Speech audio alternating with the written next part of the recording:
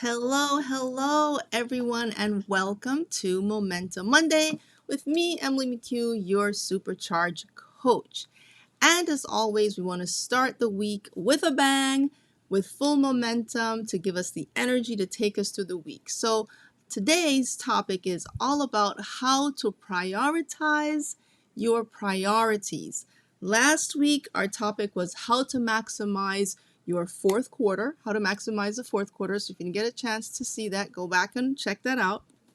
And I started to talk a little bit about how that today the focus would be on really how to drill down some more in how to prioritize our priorities, because the whole bedrock of maximizing our time or supercharging our time is to know what our priorities are. And that usually is a challenge for most entrepreneurs or most people in general, is what to do first, what to do next. And when you have so many competing things and so many competing priorities, how do you prioritize them? So that is what we're going to talk about today. So I want you to grab some pen and paper, take some notes, or just listen in as we just walk through this concept, walk through these ideas. So I want to start off by asking you to ask yourself 3 key questions as you begin the process. And I highlight that it is a prioritization process. It absolutely is a process. So the first thing when you put something on your to-do list or a task at hand, ask yourself this: why am I doing this? Like, why am I doing this in the first place? And be really forthright with yourself. Why? The second question is, why is this important? And I might add, like, why is this important to me? Okay, so you may be able to answer why it's important for someone else, but you really want to know, why is it important for you? And the third question is, how do I want to feel? And this might be one of the most important questions. How do I want to feel if I take on this task, if I take on this activity or whatever it is, or priority? How do I want it? How do I want to feel? Now, there are priorities that we may not have a lot of choices over, that we have to do, that you may not feel that great about doing it. So that question could become a moot point. But nonetheless, it's still worth asking. So ask yourself those 3 questions as you start the whole process of prioritization.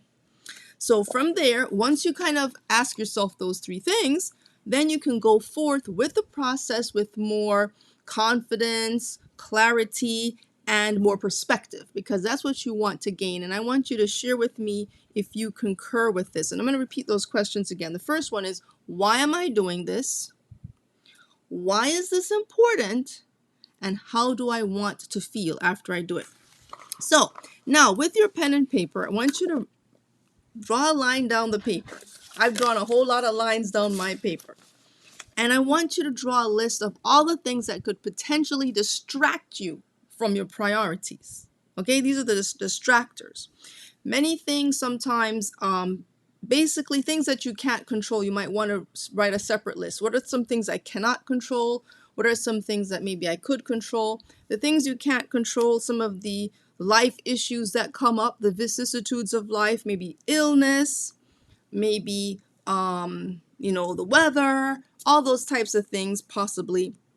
You don't feel like it. That can really be a huge distractor. Your energy levels can wane, they can go up and down, and that can impede your wanting to do something. You have interruptions that come along the day. The phone will ring, the doorbell will ring. Anxieties, pressures, various things that maybe that can distract you from what you want to truly do. So you might have all the lists, all the goals, all the things, but then all these things crop up and impede you from actually achieving what you want to do. Or you just can't pay attention. You can't focus. Your focus is being impeded for whatever reason. So as we address that, okay, things we can't control, and we have to accept that fact and accept that reality. But we want to focus on what we can. And even in the event of those disruptions, you may slow down from where you want to go or what you want to do, but you can still achieve it by knowing what you want to achieve. So that's what our focus is today, not coming up with all the reasons why we cannot do something. We want to address what are those things we want to do and put them in priority. So with that, we start with having a sense of clarity of the task at hand and understanding that priorities are all about hierarchy,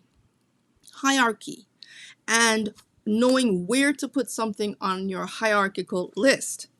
All right, ready for the deep dive? All right, here we go. So with that being said, you first start off by categorizing all of these so-called tasks and activities. Categories, projects, and then steps. And so I always like to give the example of taxes because it's something we can all relate to. That is a category that goes in a specific, it's its own specific category, and it's a project of activity. This week, I had to work on some tax projects, and I just said, okay, this is urgent. So I'm gonna use the tax example as I go through these steps. So first of all, you have a category. Then you have levels of urgency. What must be done today? It's a deadline, it's a due date, something of that sort. So there's a certain level of urgency in there, or there's a mandatoriness to it versus optional. Okay, so the time constraints on the project. The next thing is the level of enjoyment.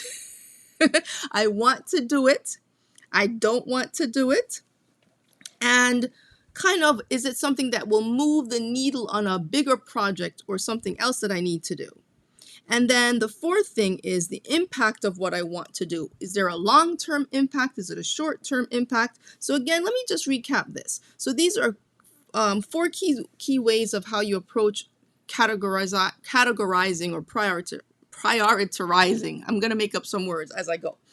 First of all, you have categories. You decide what your project categories are. Number two, you determine what are the levels of urgency of doing them. Number three, what are the levels of enjoyment of you doing them? And number four, what is the impact that that thing will have?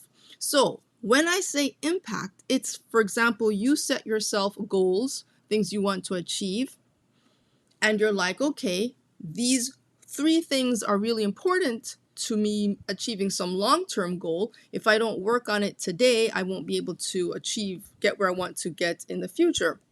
So the impact of this activity today is significant because it will take me to that future goal. Whereas there could be something else, less long-term related, that needs to be done but can kind of wait until you get the more prioritized goal down. So let's again put these in examples.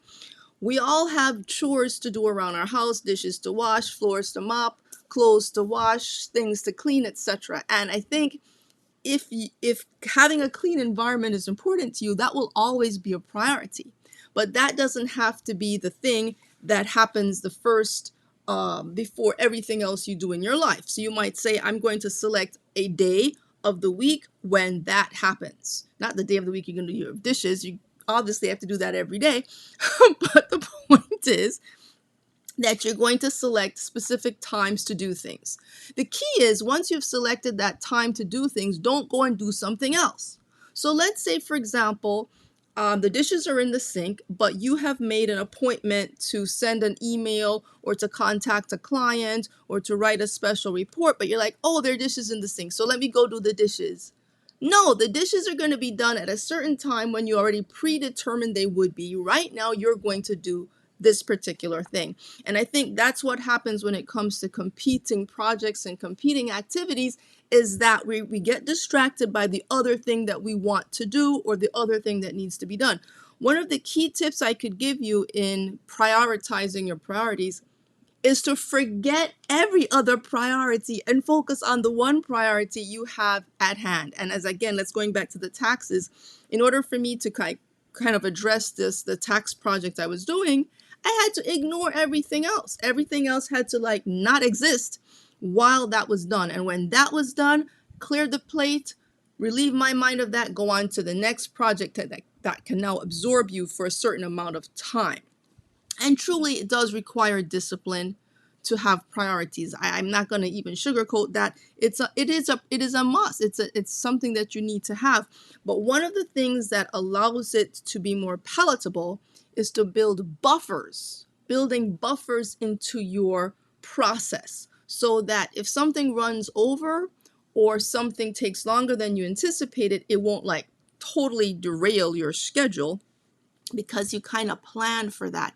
And if something takes less time, then guess what? You have yourself an extra break. You have your time, maybe a little extra time to do something else that you might want to do. And so you'll find that you'll be able to know that when you have created the time to do something, then you won't have to compete for the time. So tell me if that's something that resonates with you, because as I said in the beginning, we tend to have competing activities which takes precedence. And so it all depends on levels of urgency. So yes, the dishes may need to be washed, but can it wait? Yes, it can wait, because you have a due date for something that has to be handed in like tomorrow or this afternoon, and that has to come first. And so what I would encourage people to do, one of the best ways to be able to prioritize without the pressure, is to step back from, and this is kind of like a mindset approach to this. Step back away from all this long to-do list. Step back from all your project lists and just ask yourself those 3 questions that I mentioned in the beginning. And when you do that, like why am I doing this? Why is this important? And how do I want to feel when I do these things? And you'll be better able to categorize things and place the time. One of the techniques that I use is that, which is not an uncommon one, is the whole thing of time blocking, but I call it day blocking, where I reserve specific days to do certain types of things, and I organize those days by the activities that need to happen. So again, you can't really see everything I'm showing you, but the visual is that I literally block days and I color code them, and then I create specifically what is to happen that day. So I select the day for a specific project. I can rearrange it if it's not flowing.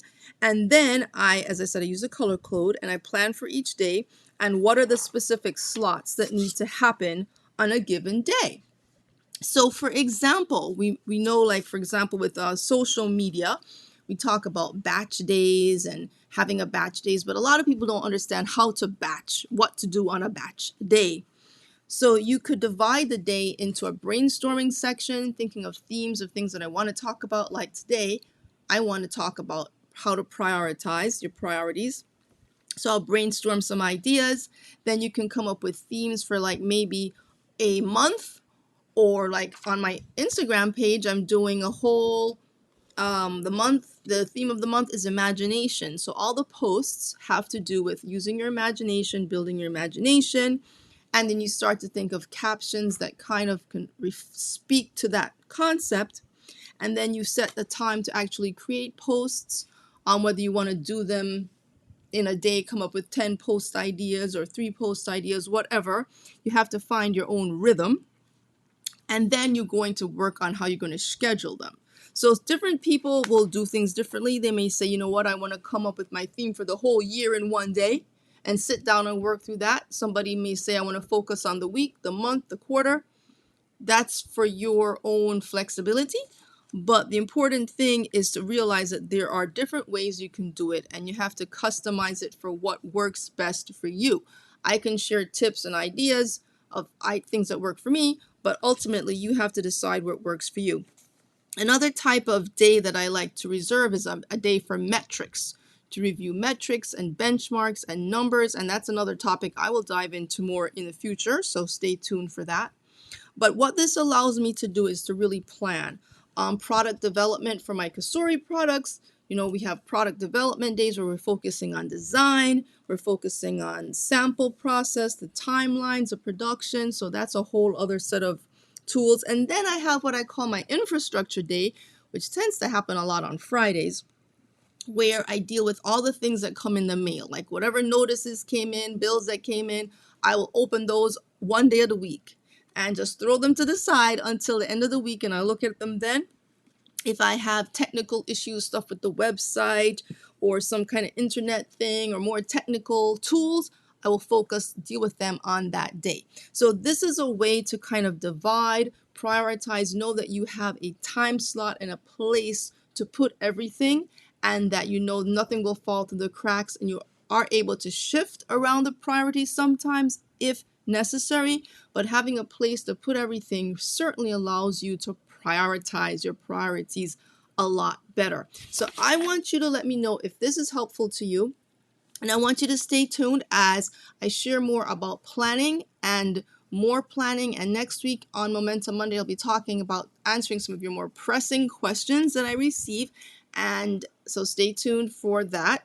But let me know if these tips are helpful to you and what additional tips that you would like to share on how to prioritize your priorities. So with that, I'm going to wish you a really productive week and stay supercharged until I see you next time. Thanks for watching. Bye bye.